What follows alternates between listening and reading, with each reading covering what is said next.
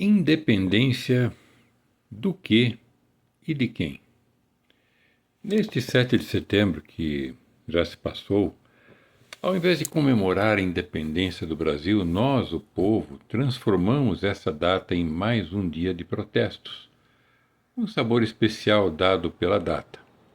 Saudade daqueles tempos em que era uma comemoração cívica, não é? Pois é, mas a pergunta que talvez não tenha sido feita é: independência de quem? De quem, né? E do quê? Será pelo grito do Ipiranga? Ou agora pelo grito da indignação? Não preciso dizer sobre o que versaram os protestos. Todos nós sabemos e concordamos. Aliás, é inquestionável o posicionamento da maioria absoluta do povo em relação aos desmandos dos ocupantes dos poderes, especialmente do judiciário e do executivo. As ruas demonstraram isso muito bem. Não importa o que Globo Lixo e Datafoice dizem. Mas o dia da independência, e principalmente este dia que passou, deve ser aproveitado daqui para frente para algumas reflexões também. A começar pelo próprio conceito da independência. Para tê-la, e não me refiro apenas à independência política de um país em relação ao outro, eu pergunto a você: o brasileiro realmente conhece de fato o sabor da liberdade? Ou será que confunde liberdade com permissão, com apenas o direito de falar, por exemplo, que agora já também não existe? E o que dizer da autonomia local, confiscada pela concentração de todos os impostos no governo central? E da dignidade humana reduzida ao Bolsa Família e um bujão de gás, como mínima sobrevivência totalmente dependente do governo central? Compatriotas, é preciso despertar para além do protesto guiado por circunstâncias específicas, ainda que importantes. É verdade que a anistia, que deveria ser a nulidade de todos os processos e a retomada do Estado de Direito no Brasil, por mínimo que seja, são muito importantes. E o movimento tende a aumentar para se conseguir isto. Mas temos de ir adiante disso. Muito mais do que isso.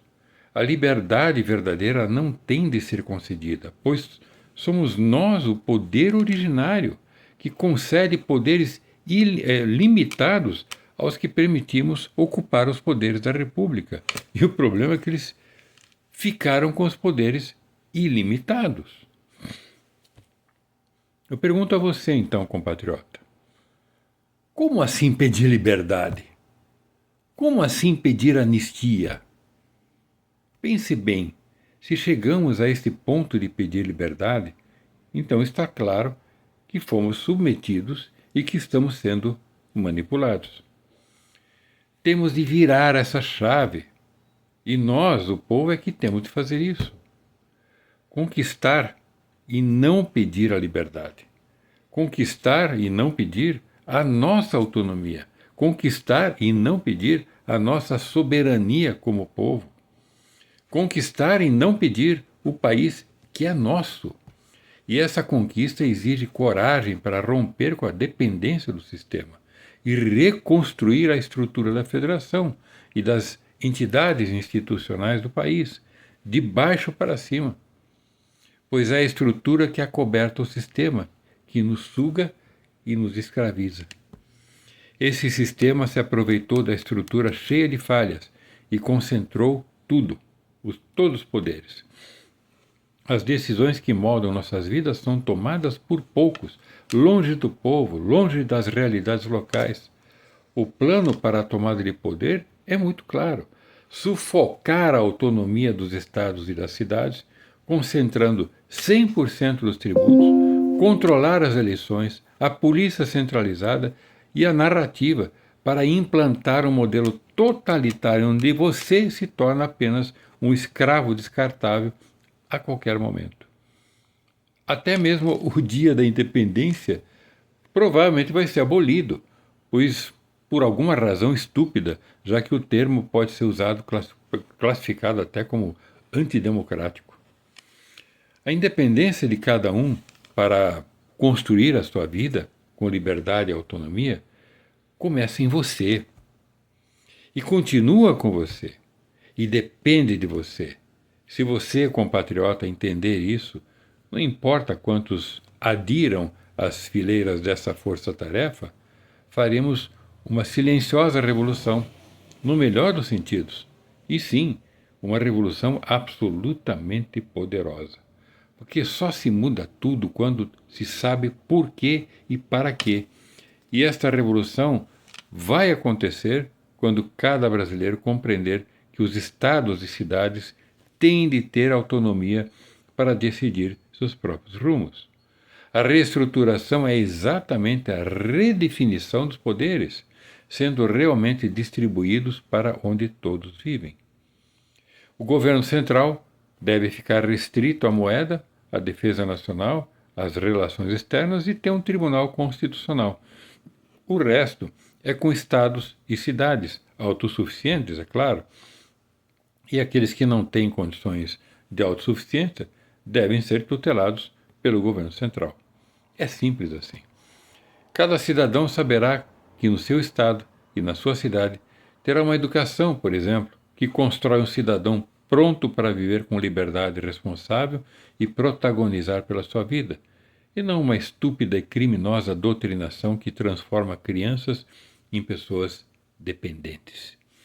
Perceberá que o trabalho será valorizado por um ambiente econômico que não seja, mais destruído pela carga tributária extorsiva, pela burocracia e pelas regulações que só beneficiam alguns grandes grupos e setores econômicos. E será premiado quando o fruto do seu trabalho, através do seu próprio salário ou prolabore, não será extorquido por descontos mal explicados. A independência do Brasil e dos cidadãos só será possível com uma reestruturação geral do país, incluindo a Constituição, mas isso exige desde já uma mudança na sua mente, no seu coração. Mudança da sua mentalidade. É preciso parar de esperar que o governo resolva tudo, pois é o que ele quer e promete, para que você entregue mais poder para eles.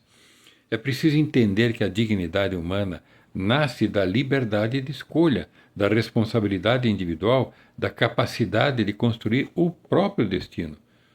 O Brasil não será livre enquanto o brasileiro não for livre e independente. Vou deixar uma pergunta.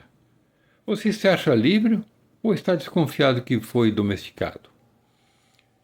O Brasil só será digno de sua independência quando cada brasileiro for digno de sua própria independência, pelo resgate do próprio país. Se o poder se toma, como disseram os ocupantes dos poderes, nós, o povo, temos de fazer exatamente isso: tomar o poder, pois o poder é do povo, e de um modo inteligente. E isso poderá ser feito. A velocidade da resposta dessa tomada de poder vai depender exatamente do próprio povo, do qual você faz parte. E eu estou fazendo a minha parte há mais de 30 anos. Juntos isso será possível. Esse é o verdadeiro 7 de setembro. Esse é o Brasil que ainda pode renascer da sua ação, a ação federalista. Agora é com você.